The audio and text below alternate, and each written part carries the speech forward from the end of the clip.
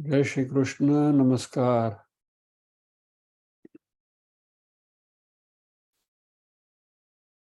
उपनिषदों के अध्ययन की इस श्रृंखला में मांडुक्य उपनिषद के आज के सत्र में सभी साध्यायियों का स्वागत एवं अभिवादन। ओमकार के नाद के साथ प्रार्थना करेंगे।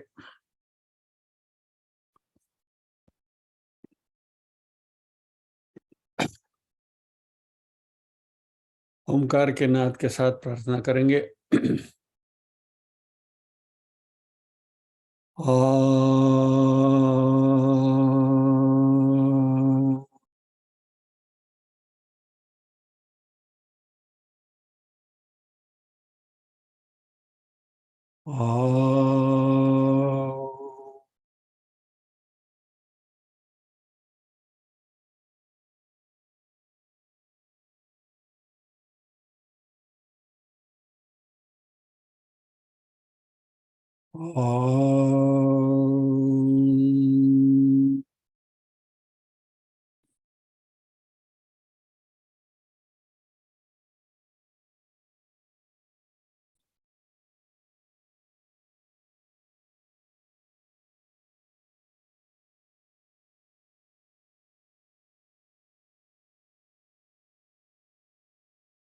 वक्रतुंड महाकाय सूर्यकोटि समप्रभ निर्विघ्नं कुरु मे देव सर्वकार्येषु सर्वदा।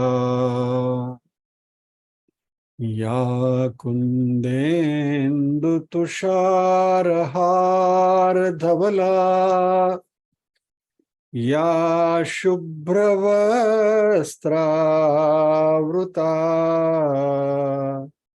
या वीणावरदण्डमण्डितकरा या श्वेतपद्मासना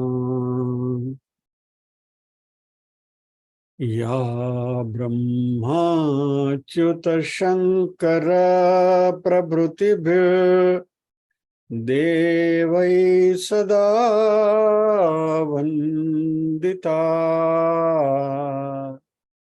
सा मां पातु सरस्वती भगवती निःशेषजाड्यापहा।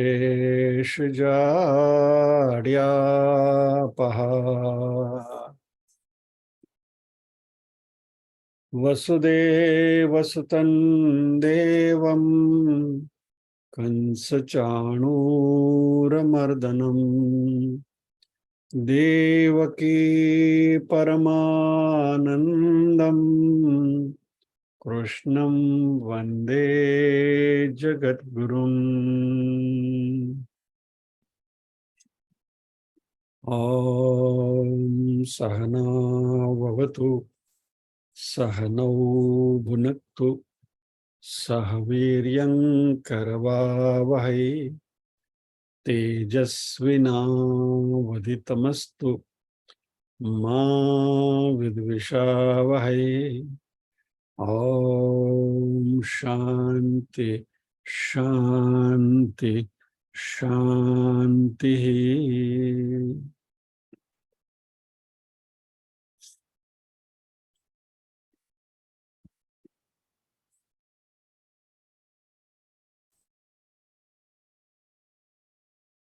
क्योपनिषत् शान्तिपाठः।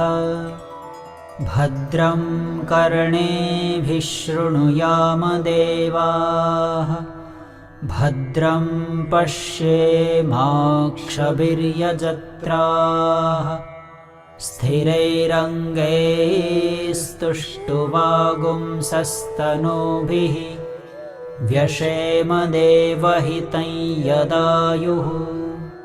स्वस्ति न इन्द्रो वृद्धश्रवाः स्वस्ति नः पूषा विश्ववेदाः स्वस्ति नस्तार्क्ष्यो अरिष्टनेमिः स्वस्ति नो बृहस्पतिर्दधातु। ॐ शान्ति शान्ति शान्तिः। अथ प्रथमः खण्डः। ओमित्येतदक्षरमिदं सर्वं तस्योपव्याख्यानं भूतं भवद्भविष्यदिति सर्वमोङ्कार एव। यच्चान्यत्रिकालातीतं तदप्योङ्कार एव। सर्वं ह्येतद्ब्रह्म अयमात्मा ब्रह्म सोऽयमात्मा चतुष्पात् इति प्रथमः खण्डः। अथ द्वितीयः खण्डः।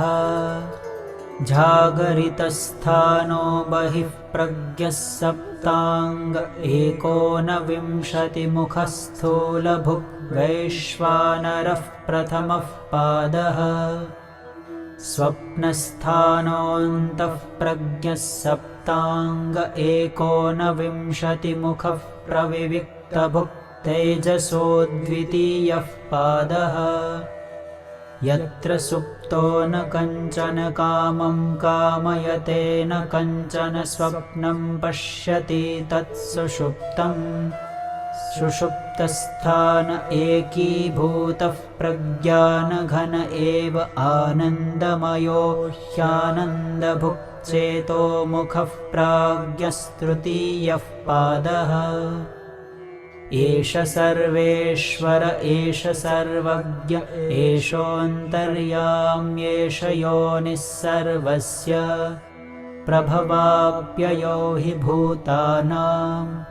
नान्तः प्रज्ञं न बहिः प्रज्ञं नोभयतः प्रज्ञं न प्रज्ञानघनं न प्रज्ञं नाप्रज्ञम् अदृष्टमव्यवहार्यमग्राह्यमलक्षणमचिन्तमव्यपदेश्यमेकात्म्यप्रत्ययसारं प्रपञ्चोपशमं शान्तं शिवमद्वैतं चतुर्थं मन्यन्ते स आत्मा स विज्ञेयः।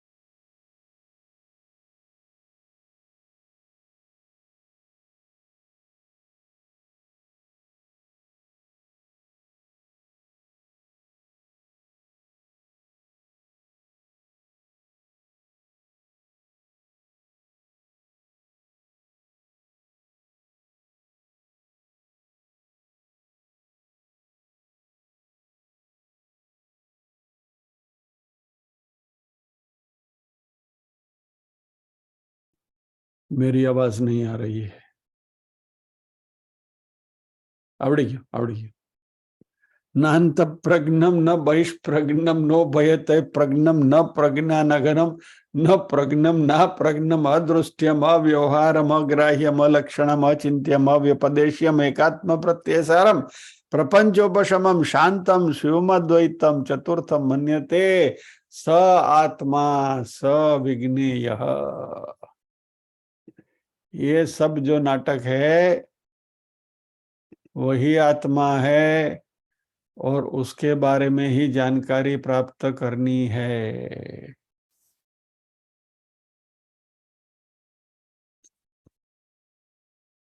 जैसे मैं कहने जा रहा था, यह मंत्र जबरदस्त मंत्र है। It is like a atom bomb का विस्फोट जैसा होता है और जैसे एनर्जी रिलीज होती है, पावर रिलीज होता है, वैसा विस्फोटक मंत्र है ये। जैसे जैसे दिमाग में बैठता जाएगा और उसके बारे में समझ क्लियर होती जाएगी, वैसे वैसे आपके अंदर एक अजीब प्रकार का ट्रांसफॉर्मेशन होता जाएगा। और मांडुक्य उपनिषद की शुरुआत में जो हमने बात करी थी कि यहाँ कोई इफ्स एंड बट्स की बात है ही नहीं, जे कहीं छे બધું રોકડું અહીં જ છે, लेकिन उसको समझने की और आत्मसात करने की हमारी तैयारी चाहिए।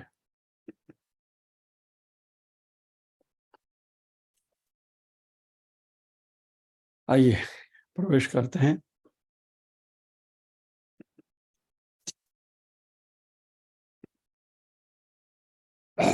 अभी हमने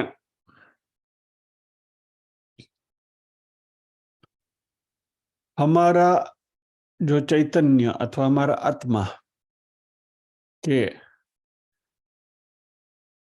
3 जो उसके स्वरूप थे या तो फेजेस थे, उसके बारे में तो हमने चर्चा कर चुके हैं, बराबर। जागृत, स्वप्न और सुषुप्त, ये 3 अवस्थाओं के बारे में हम जानते हैं, उसकी हमें अच्छी तरह से जानकारी भी है, उसको हम परसीव भी कर सकते हैं, उसकी हम अनुभूति भी कर सकते हैं, बराबर। अभी हम जाग रहे हैं, स्वप्न भी देखते हैं तो पता है कि स्वप्न में क्या होता है, और जागृति भी नहीं है, स्वप्न भी नहीं है, लेकिन गहरी नींद में सोए हुए हैं, तो सुषुप्ति वाली दशा भी क्या है उसके बारे में भी हमें ज्ञान है, अनुभूति है, उसके बारे में हमें पता है कि व्हाट दैट स्टेट मीन्स, वो चीज क्या है। लेकिन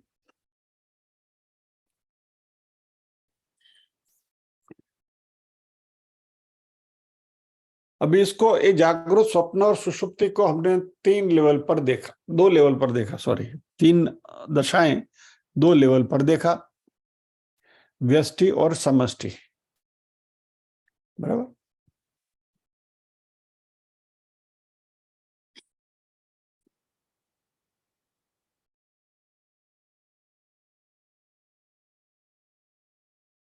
Okay, let me bring that slide.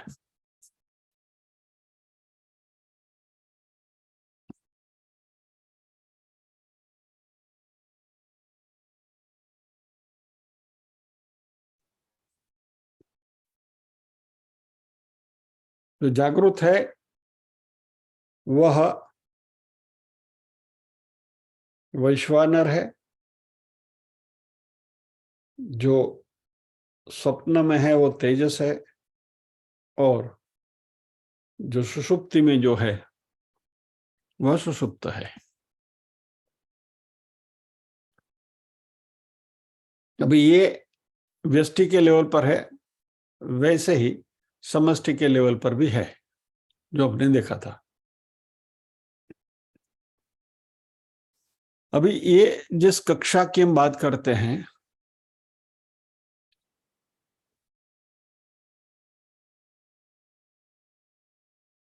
वह न तो व्यष्टि के लेवल पर और न तो समष्टि के लेवल पर है, और सच्चाई यही है।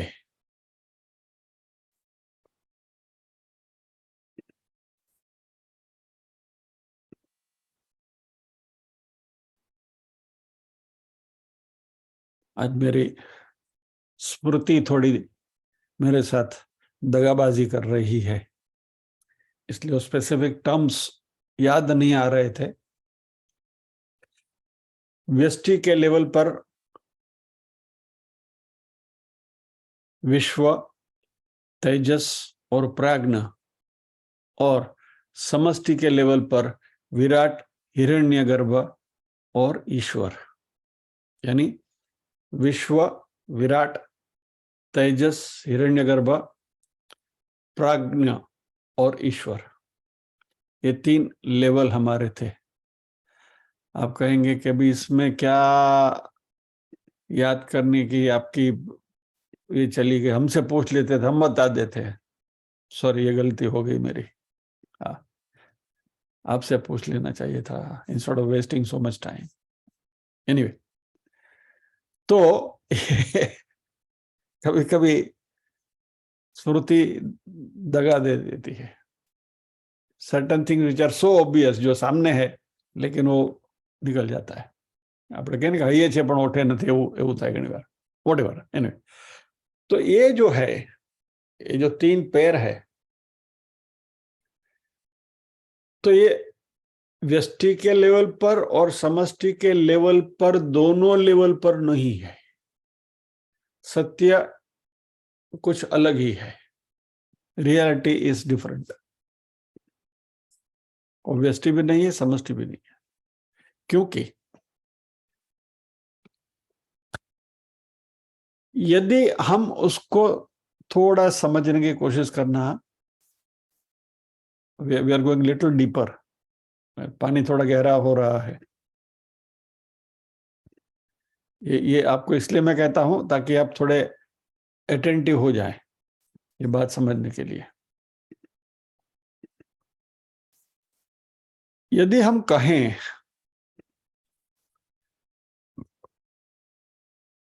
कि वो ब्रह्मांड के लेवल पर है, कॉस्मिक लेवल पर है, समष्टि के लेवल पर ही है, तो उस लेवल पर भी यदि उसकी हमें बात करनी है तो ब्रह्मांड यानी कि सृष्टि, यानी वह जो अमर्याद है, इनफाइनाइट है, उस सत्य को हमें ब्रह्मांड के लेवल पर लाकर सीमित करना पड़ेगा। You understand this? हम कहें कि वो जो शक्ति है वो ब्रह्मांड के लेवल की है, या तो वो जो अनुभूति है, या तो वॉट एवर इट इज, वो एंटिटी जो है वह ब्रह्मांड के लेवल की है, यानी कि समष्टि है, तो उसको समष्टि के लेवल पर तौलने के लिए उसको ब्रह्मांड के लेवल तक लाना पड़ेगा। वो तो ब्रह्मांड से भी परे है।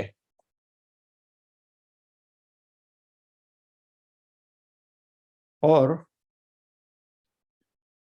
यदि हम कहें कि उसका हम समष्टि के साथ कंपैरिजन करें तो that is also not possible, क्योंकि हमें उसको ब्रह्मांड के लेवल तक सिकुड़ना पड़ेगा, सीमित करना पड़ेगा।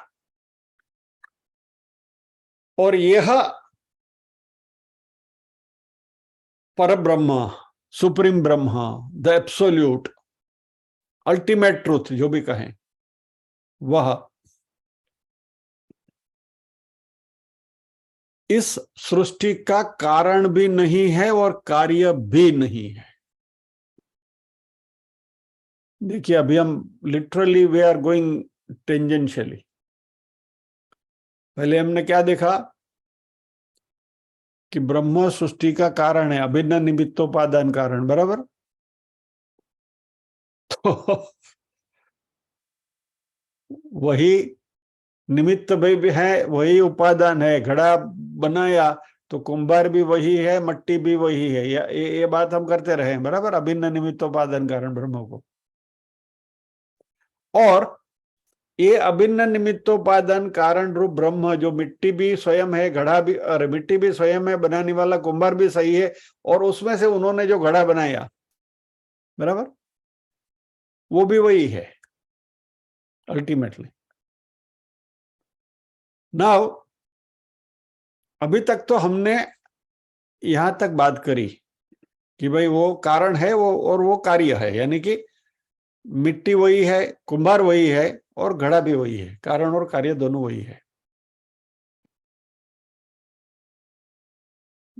मांडुक्य उपनिषद हमको एक लेवल और ऊपर ले जाता है, यानी दैट इज अल्टीमेट लेवल। वो कारण भी नहीं है और कार्य भी नहीं है, वो न तो मिट्टी है, न तो कुंभार है, और न तो घड़ा है।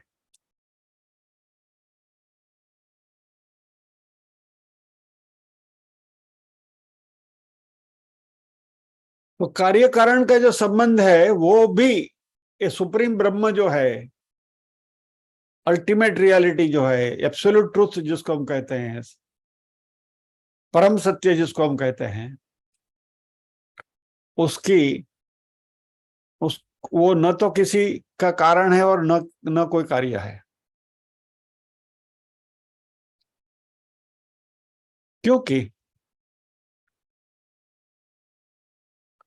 यदि सब कुछ वही है, इस जगत में जो भी कुछ है वो सुप्रीम ब्रह्म ही है, परम तत्व ही है, पर ब्रह्म ही है, तो उसके अलावा और कुछ है ही नहीं। तो फिर कार्य कारण का संबंध के बारे में बात करना भी फिजूल है, बेकार है। क्योंकि यदि मिट्टी भी वही है, कुंभार भी वही है, घड़ा भी वही है, तो फिर आप अलग अलग क्या बात, किसकी बात करोगे? न तो मिट्टी है, न तो घड़ा है, न तो कुंभार है, न तो कुछ है, सब कुछ एक ही है।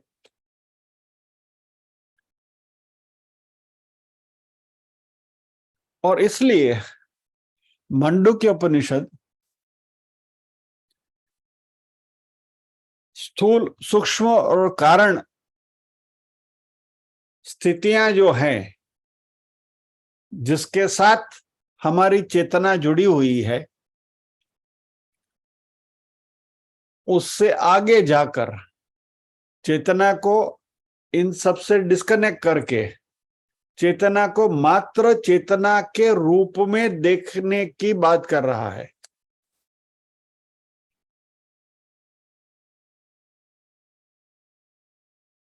यानी यदि आपको गाड़ी का एग्जांपल दूं, तो गाड़ी को आपने फर्स्ट गियर में डाला, सेकंड गियर में डाला, थर्ड गियर में डाला, बराबर है? तो तीनों गियर जो गाड़ी के हैं वह रिलेटिव है, बराबर है? एक फर्स्ट गियर है, एक दूसरा, एक तीसरा गियर है। इन तीनों से परे जो है वो न्यूट्रल गियर है। और हम first gear, second gear, third gear सभी की जो बात कर रहे हैं वो न्यूट्रल से कनेक्टेड है। यदि आप न्यूट्रल में नहीं जाओगे तो फर्स्ट में नहीं डाल सकते गाड़ी, सेकंड में भी नहीं डाल सकते, थर्ड में भी नहीं डाल सकते। अभी हम लोग तो जो परिचित हैं वो गियर वाली गाड़ियों से, उनको ये एग्जाम्पल जचेगा। 5-10 साल के बाद ये एग्जाम्पल भी नहीं दे पाएंगे हम, क्योंकि ऑटोमेटिक गाड़ी है, गियर क्या है वही मालूम नहीं, first gear, second gear, third gear क्या कौन सी बला का नाम है वही पता नहीं है। लेकिन ये जो भी गियर का जो कंसेप्ट है वह it is with respect to neutral, यानी कि न्यूट्रल इनके साथ कनेक्टेड है। वो न्यूट्रल जो हमारा चैतन्य है, तो फर्स्ट गियर है वो जागृति है, दूसरा गियर है वो स्वप्न है, तीसरा है सुषुप्ति है, ऐसा समझ के चलो। तो यहां मांडुक्य उपनिषद में ऋषि ये न्यूट्रल वाली कंडीशन की बात कर रहे हैं। यानी वह अपने आप में एक सत्य है। गाड़ी को अल्टीमेटली आपको स्थिर करना है, खड़ी करना है एक जगह पर, तो उसको न्यूट्रल में डालना पड़ेगा। You have to bring the car to the neutral gear. और यह तीनों गियर के संबंध से अलग है।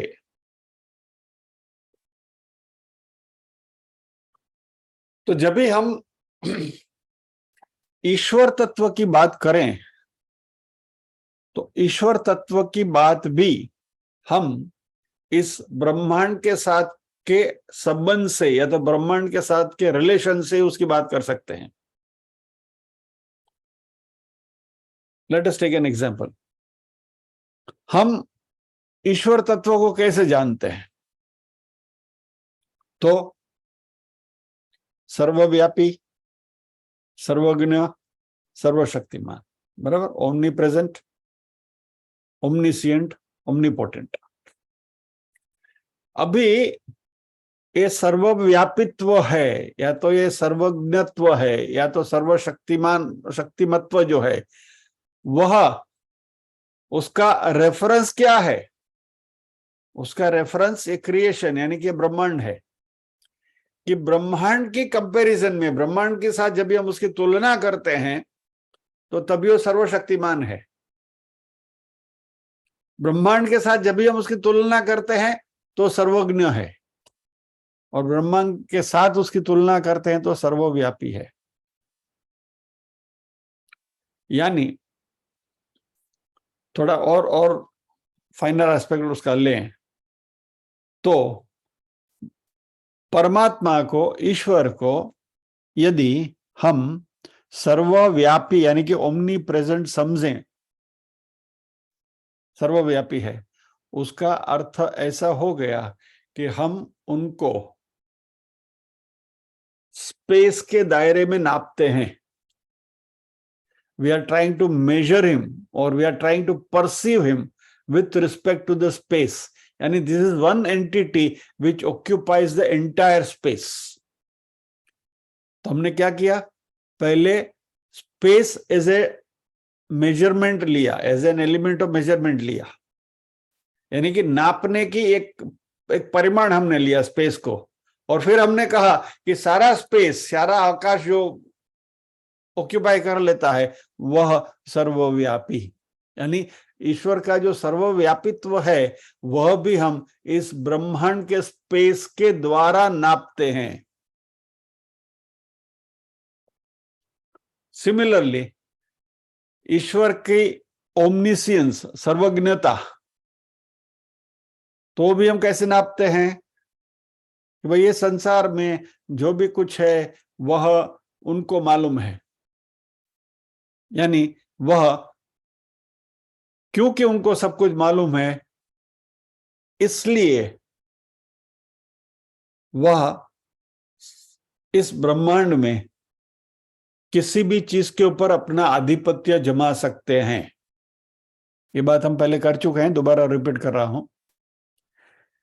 When you can be powerful, because हमारे में we have a fear of unknown, जो चीज हमें मालूम नहीं है उसका डर है, जो चीज मालूम है उसका डर नहीं है। क्योंकि जिसके बारे में हमें पता है, जो चीज हमें मालूम है, उसका डर कैसे निकालना वो हमें पता है। लेकिन जो चीज बिल्कुल जिसका पता नहीं है उसके बारे में हमें डर लगता है, that is called fear of unknown. और यहां क्योंकि इस ईश्वर को, इस ब्रह्मांड में जो भी कुछ है उसके बारे में उनको मालूम है, इसलिए वह सर्वज्ञ होते हुए सर्वशक्तिमान भी हैं।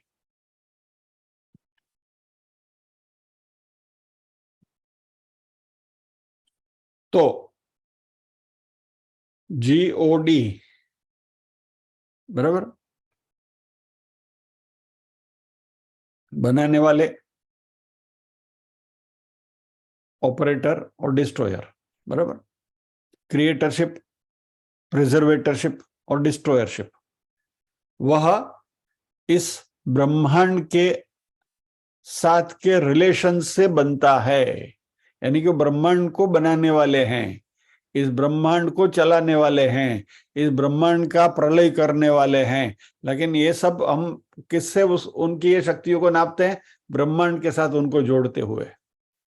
सो this omnipresent, omniscience, omnipotence, सर्वव्यापित्व, सर्वज्ञता और सर्वशक्तिमत्व, ये सब ब्रह्मांड के साथ के उसके संबंध से हम उसको नापते हैं। और इसको हमारे शास्त्रों ने कहा है कि यह परमात्मा का तटस्थ लक्षण है। तटस्थ लक्षण यानी एक्सीडेंटल डेफिनेशन, ये रियल डेफिनेशन नहीं है, यह मात्र एक, क्या कहें उसको, ऐसे ही उसके बारे में एक जानकारी दी गई है, लेकिन ये उनका स्वरूप लक्षण नहीं है। स्वरूप लक्षण यानी कि उनका जो रियल नेचर है, essential nature of the reality, यानी कि शुद्ध चैतन्य, वो शुद्ध चैतन्य न तो ओमनी प्रेजेंट है, न तो ओमनी पोटेंट है, न तो ओमनीसिएंट है, कुछ नहीं है। तो हम कहेंगे कि ये तो सब हमने ब्रह्मांड के रिलेशन से नापा, तो इस सृष्टि के पहले वो क्या थे?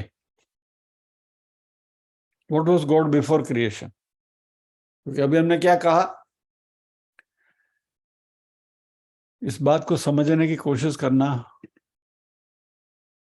बहुत बड़ी बात है। यह हमें इस ब्रह्मांड के ऊपर ले जाने वाली बात है।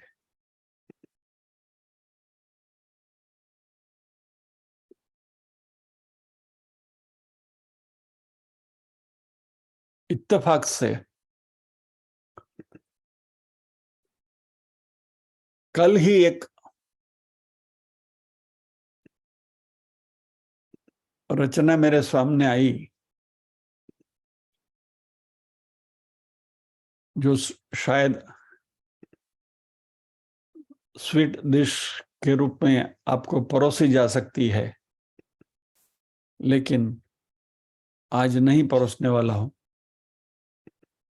इसी बात को मद्देनजर रखते हुए, इसी विचार को मद्देनजर रखते हुए बड़े अच्छे तरीके से वो बताया कि कल शाम से मैं उसको सुन रहा हूं और आई एम गोइंग मैड, पागल हो रहा हूं सुनते सुनते। लेकिन ये स्वीट डिश आपके पास लाने से पहले उसकी रेसिपी आपको बतानी पड़ेगी, क्योंकि पूरी जो रचना है वो उर्दू में है, तो एक एक शब्द, उसके जो एक एक लफ्ज है, उसके अर्थ समझाने के बाद आपके सामने पेश करेंगे, रखेंगे, तो ही उसका मजा आएगा। इसलिए अभी उसको बाजू में रखते हैं, कभी जब भी प्रॉपर फ्रेम ऑफ माइंड होगा तभी उसको देखेंगे। लेकिन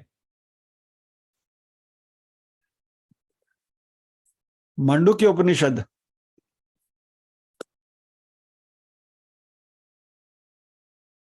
में ऋषि प्रश्न करते हैं कि यह सर्वज्ञ, सर्वव्यापी, सर्वशक्तिमान ईश्वर, इस सृष्टि के साथ के संबंध से हम उनको इस तरीके से जानते हैं, तो ये सृष्टि बनी उसके पहले वो क्या थे?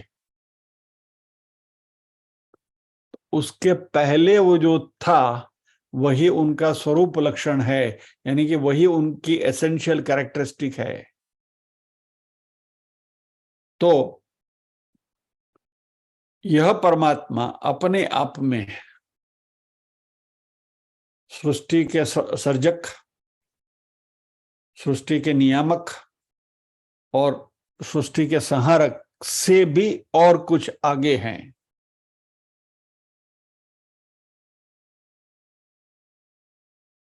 और ये सर्वशक्तिमान, सर्वज्ञ, सर्वव्यापी से भी कुछ आगे है। और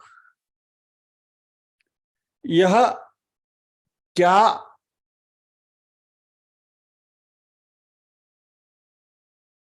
एसेंस या तो वह तत्व क्या है जो अपने आप में एक अपनी बड़ी महिमा, एक अपनी भव्यता, एक अपना वैभव जो दिखा रहा है। इट्स अ मैजेस्टी, एक एक बड़ा वैभव है कि जिसके बारे में हम कल्पना भी नहीं कर सकते। और जितना उसके बारे में आप सोचते जाओगे, गदगदित होते जाओगे, एक प्रकार की अंदर से एक ऐसी भावना, एक ऐसे इमोशन अंदर से उपजती है कि अरे हम ये हैं, आर वी दिस?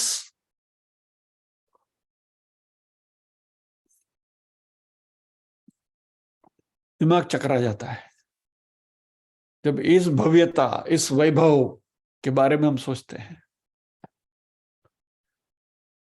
क्योंकि यह एक ऐसा प्रकाश है जो किसी और वस्तु को, किसी और ऑब्जेक्ट को प्रकाशित नहीं करती, वो अपने आप में प्रकाशित है। सी, ये जो बात हम कर रहे हैं, एक क्यों ये बात आ रही है कि हमें प्रकाश की अनुभूति तब होती है कि जब वह प्रकाश किसी वस्तु के ऊपर पड़ता है, किसी वस्तु को हम देखते हैं, तो हमें पता चलता है कि हाँ, now there is a light, because we can see an object. हम किसी वस्तु को देख पाते हैं, इसलिए हमें पता है कि वो प्रकाश है, और वो प्रकाश में वो वस्तु हमें दृश्यमान हो रही है, और इसलिए हमारे मन में उस प्रकाश की अहमियत है कि भाई 25 वॉट का बल्ब है, या तो 50 वॉट का बल्ब है, या तो 100 वॉट का बल्ब है, या तो 1000 वॉट का बल्ब है। यानी उसकी प्रकाश की जो इंटेंसिटी है, उसके बारे में हमें कैसे पता चलता है कि जो वस्तु के ऊपर वो प्रकाश, जिस वस्तु को प्रकाशित करता है, वो वस्तु कितनी स्पष्टता से हमें दिखती है। उस स्पष्टता के ऊपर से हम उस प्रकाश की जो इंटेंसिटी है उसका अनुमान लगाते हैं। और ये आत्मा का प्रकाश, ये परब्रह्म का प्रकाश ऐसा है कि जो किसी वस्तु को प्रकाशित नहीं करता, वो अपने आप में ही प्रकाशित है।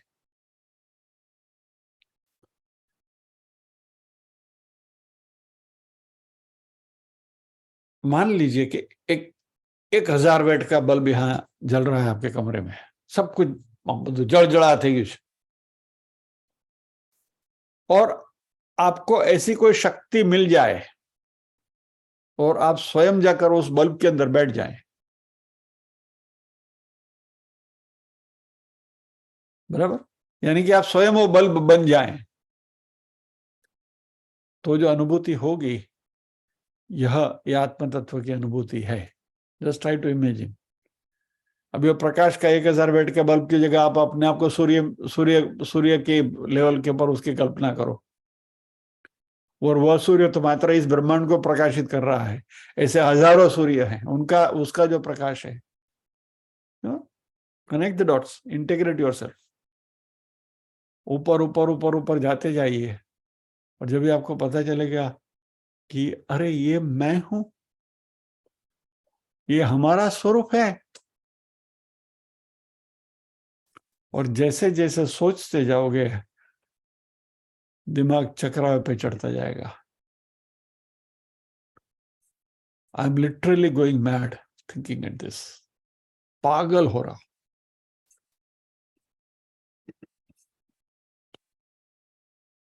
और यह जो चैतन्य है, शुद्ध चैतन्य, वो ऐसा है जो न तो स्थूल है, न तो सूक्ष्म है, न तो कारण रूप है, न तो बाहर है, न तो अंदर है।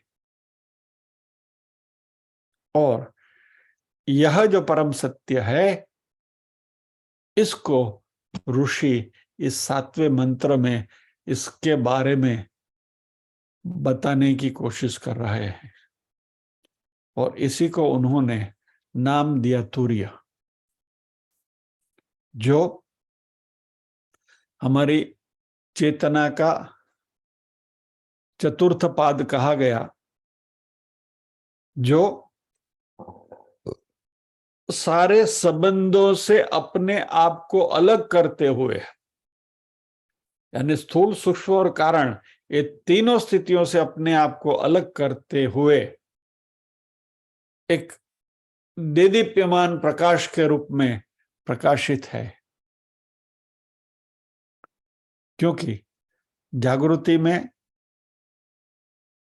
यह चैतन्य बाहर की ओर देखता है, एक्सटर्नल है वो जागृति स्थानु।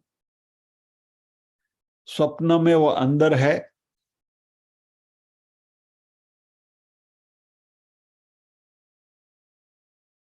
तो इसलिए यहां कहा गया नान्त प्रज्ञम न बहि प्रज्ञम। तो यदि आपको ऐसा लगे कि ये दोनों में है, तो नहीं, ऐसा भी नहीं है, क्योंकि दोनों में साथ में तो हो नहीं सकता। यानी कि it is not present in both simultaneously, दोनों में एक साथ तो नहीं रह सकता। जागृत और स्वप्न दोनों साथ में नहीं हो सकता। आप जाग भी रहे हो और स्वप्न देख रहे हो, दो चीज एक साथ तो हो नहीं सकती।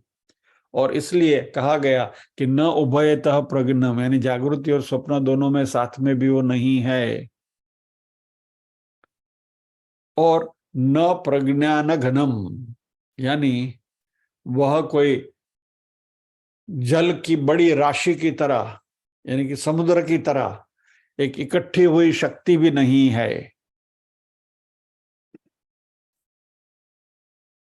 यानी इसको कोई परिमाण से, किसी मेजरमेंट से नाप नहीं सकते आप। और यह चैतन्य कुछ ऐसा है कि यह बियॉन्ड मेजरमेंट्स है, ये एक क्वांटिटी से भी बाहर है।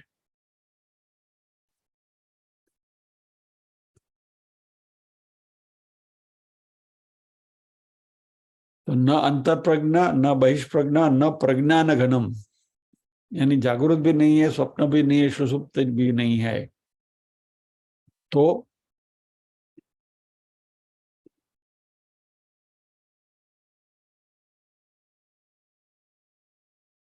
वह कोई निरस शुल्लक भी नहीं है।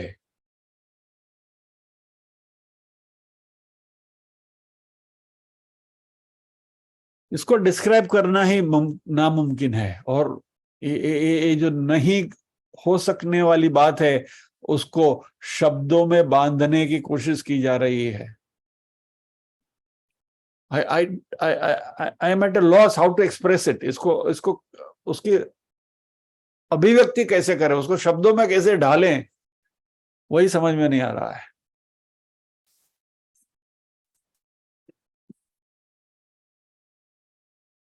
मान लीजिए कि वो एक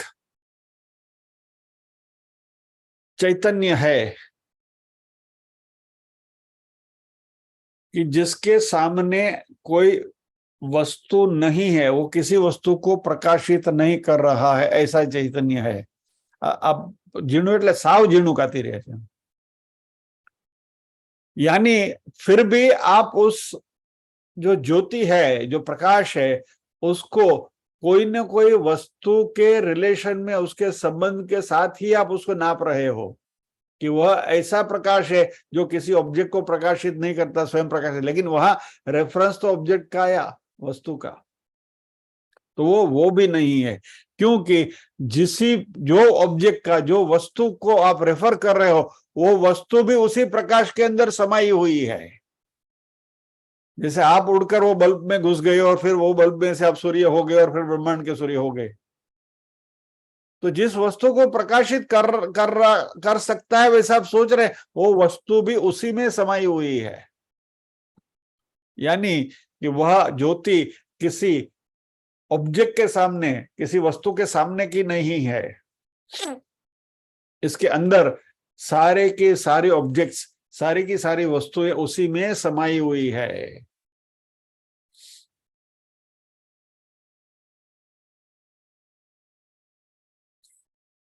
तो न प्रज्ञम न अप्रज्ञम,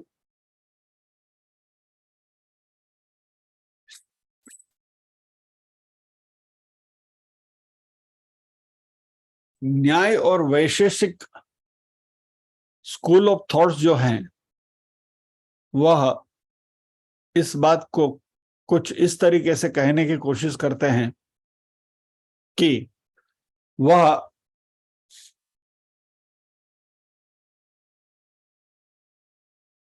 एक पूर्णता है, लेकिन ऐसी पूर्णता है कि जो कुछ करने की शक्ति नहीं है उसमें। It is an inert perfection.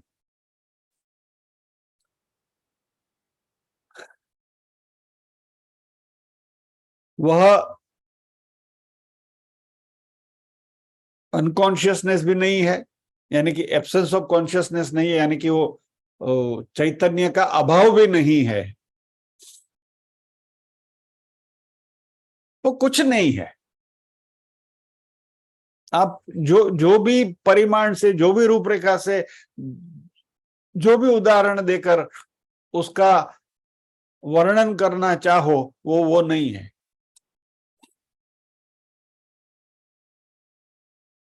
तो है क्या?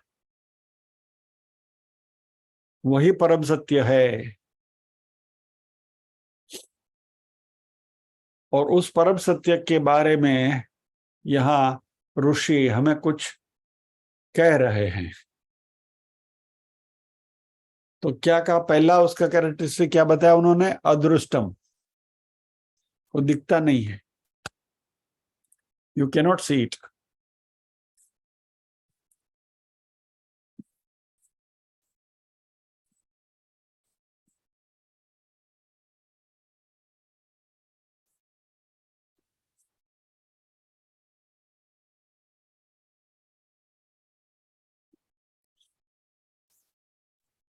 क्या है वो? अदृष्टम।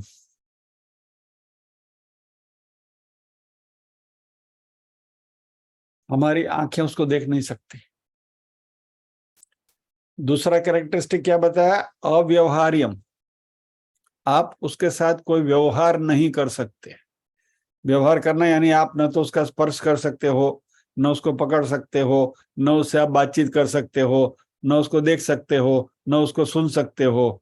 उसके साथ कोई भी व्यवहार आप नहीं कर सकते, उसके साथ कोई संबंध नहीं बना सकते, क्योंकि वो सारे प्रकार के जो संबंध है उनको अपने से अलग कर देता है। It repels all the relations. वह, उनके साथ आप मैत्री भी नहीं कर सकते और उसके साथ आप दुश्मनी भी नहीं कर सकते, यानी अव्यवहार्यम, उसके साथ आप कोई भी प्रकार का व्यवहार नहीं कर सकते।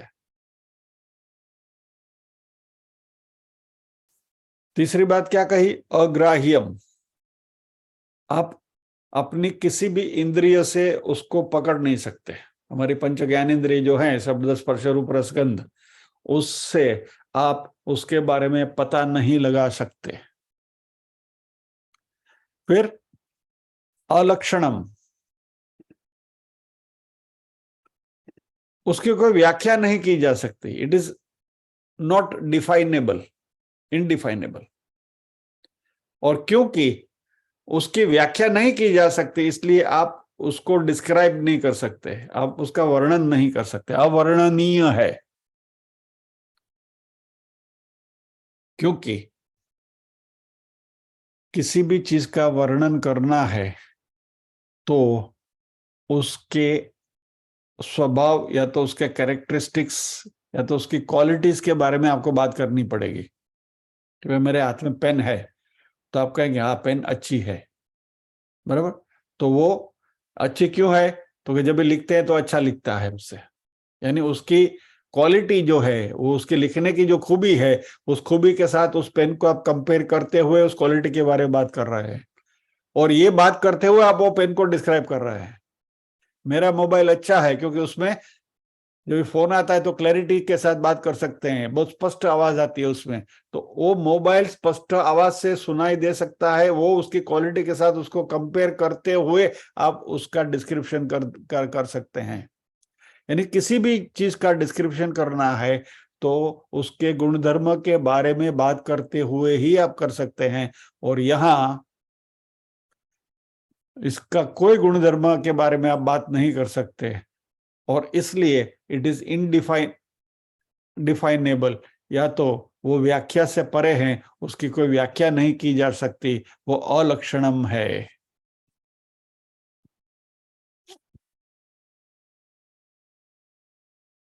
और क्योंकि उसका कोई कैरेक्टरिस्टिक नहीं है, उसका कोई लक्षण नहीं है, कोई उसका स्वभाव नहीं है, तो वो अचिंत्यम है।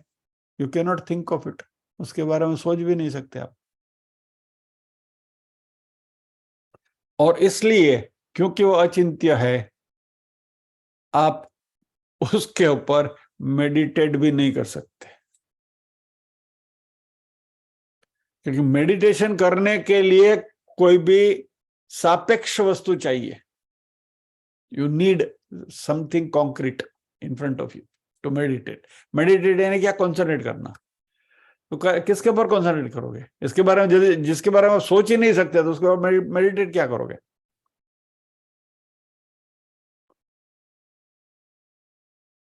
क्योंकि मोमेंट किसी चीज के बारे में हम सोचना शुरू करें तो उस चीज को हम स्पेस और टाइम के दायरे में लाकर रख देते हैं. सोचिए इस बात के ऊपर. कोई भी चीज के बारे में मुझे सोचना है, if I want to think about something, that object, वो वस्तु समय और स्थल के परिमाण के अंदर आ जाता है, आ जाती है.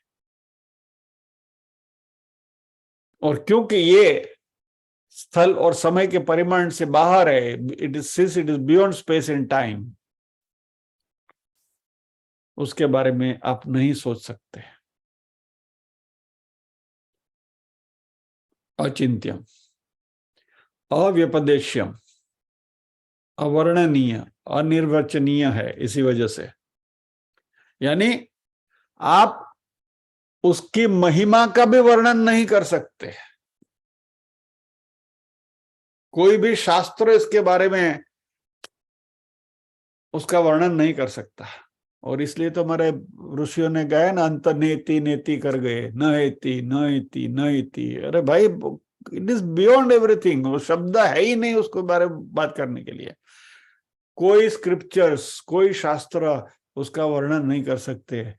कोई संत उसको हमें समझा भी नहीं सकते. अरे कोई एक संत को छोड़ो, इस जगत के सारे संत महात्मा, सारे विचारक हैं, उनकी सबकी बुद्धि इकट्ठी कर लो, फिर भी इसका वर्णन अशक्य है. इसकी महिमा का वर्णन नहीं किया जा सकता.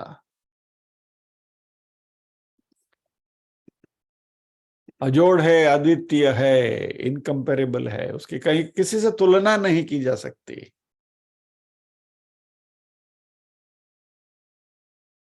यानी ये परम सत्य इसलिए है कि आप इसको किसी और के साथ कंपेयर नहीं कर सकते.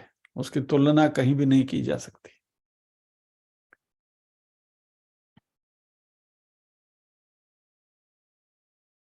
जब भी हम बच्चे थे ना, तब कहते भाई बढ़ायो तो क्यों उड़ायो, माधा नहीं माजे उड़ायो. देयर वाज सम कंपैरिजन कि भाई ऐसा these are આ બધી તળપદી કહેવતો છે. जो काठियावाड़ में जो पले बड़े हुए हैं ना, उन्होंने ही सुनी है और वही उसको ग्रास्प कर सकते हैं. मैं हमेशा कहता हूँ नरसिंह मेहता को यदि समझना है तो you have to live in Kathiawar. तो Narsinh Mehta is beyond your grasp. Anyway, so एक के दूसरे के साथ तुलना करते हैं, उसको हम समझने की कोशिश करते हैं. और क्योंकि इसकी तुलना नहीं की जा सकती,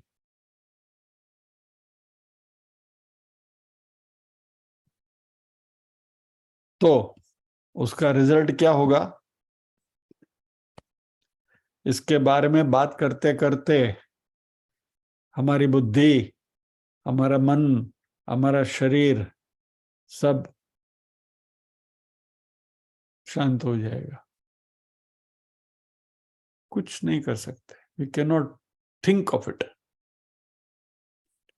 और वही इसकी खूबी है, अचिंत्यम है, अव्यपदेश्यम है. यानी कि उसके बारे में उपदेश नहीं दे सकते, उसको डिस्क्राइब नहीं कर सकते. एंड एकात्म प्रत्यय सारम, हमने पहले देखा था उसके बारे में. एकात्म प्रत्यय सारम का अर्थ यह है कि उसकी तुलना यदि आपको किसी से करनी है तो उसी के साथ कर सकते हैं. आत्मा को आत्मा से ही डिफाइन कर सकते हैं, या तो आत्मा को आत्मा से ही कंपेयर कर सकते हैं. उसका एक उदाहरण हम देख सकते हैं कि राम जी और रावण का युद्ध जो है, राम रावण का युद्ध, उसकी आप तुलना करने जाओ, किसी से भी तुलना हो सकती है? नहीं हो सकती। Because there is no other battle which this can be compared with. तो राम रावण का युद्ध है, नहीं राम रावण का युद्ध, फाइनल। ओके, लेट अस कम नीचे की, थोड़ा और नीचे आते हैं।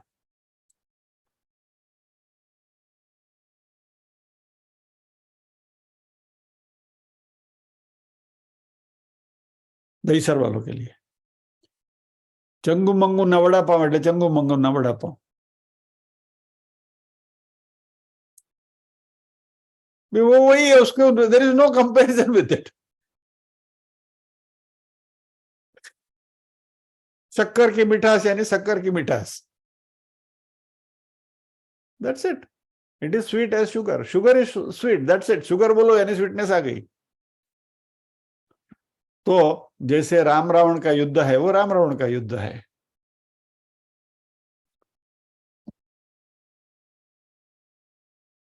आकाश है तो आकाश है, समुद्र है तो समुद्र है। समुद्र की तुलना आप किसके साथ करोगे? समुद्र समुद्र है, विशाल है, आकाश विशाल है। राम रावण का युद्ध राम रावण का युद्ध है। वैसे ही आत्मा आत्मा है, चैतन्य चैतन्य है। तो आप ऐसा नहीं कह सकते कि आत्मा ऐसा है, आत्मा इसके जैसा है, आत्मा वैसा है। नो, आत्मा आत्मा जैसा है, आत्मा आत्मा ही है।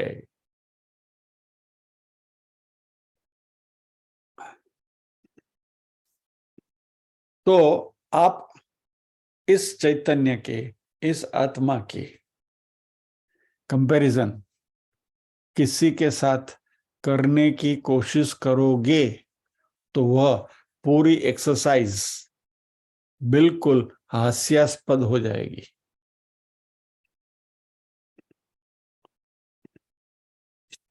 You just cannot do it. Simple. खत्म। And because we cannot do it, we will not do it. हम नहीं कर सकते तो नहीं करेंगे। आज चुप हो जाएंगे, बराबर। आज तो वही करना पड़ेगा ना। घड़ी भी बोल रही है कि भाई बहुत हो गया, चुप हो जाओ। So this brings us to the point of silence. यह हमें बिल्कुल हमारी वाणी को एक ऐसी स्थिति पर लाके रखी है कि आगे अभी तो कुछ बोलना बेकार है। अगले गुरुवार की बात अगले गुरुवार सोचेंगे, आज तो इतना ही सही। तो प्रार्थना करेंगे।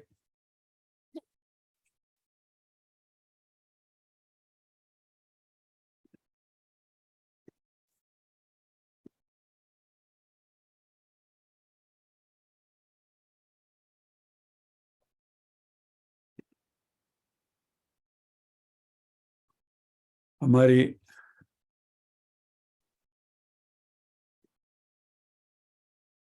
साध्याई बहन पल्लवी बहन के माता जी और हमारे नवनीत भाई पंड्या के सासू माँ का देहांत हुआ है। तो उनके जीवात्मा की सद्गति की भी हम साथ में प्रार्थना करते हैं। ओम असतो मा सद्गमय तमसो मा ज्योतिर्गमय मृत्योर्मा अमृतंगमय सर्वेषां स्वस्तिर्भवतु सर्वेषां शांतिर्भवतु सर्वेषां मंगलं भवतु सर्वेषां पूर्णं भवतु लोका समस्ताः सुखिनो भवन्तु लोका समस्ताः सुखिनो भवन्तु नाहं कर्ता हरिः कर्ता हरिः कर्ता हि केवलम्। ओम शांति शांति शांति ही। सभी के हृदय कमल में विराजमान परम कृपालु परमात्मा को वंदन करते हुए आज के सत्र को विराम देते हैं। अगले शनिवार फिर मिलेंगे इसी विषय के साथ। 7वां मंत्र अभी तक पूरा नहीं हुआ है, इसमें और भी थोड़ा कुछ लंबा चलने वाला है, तो धैर्य से बैठे रहिए और सुनते रहिए। जय श्री कृष्ण।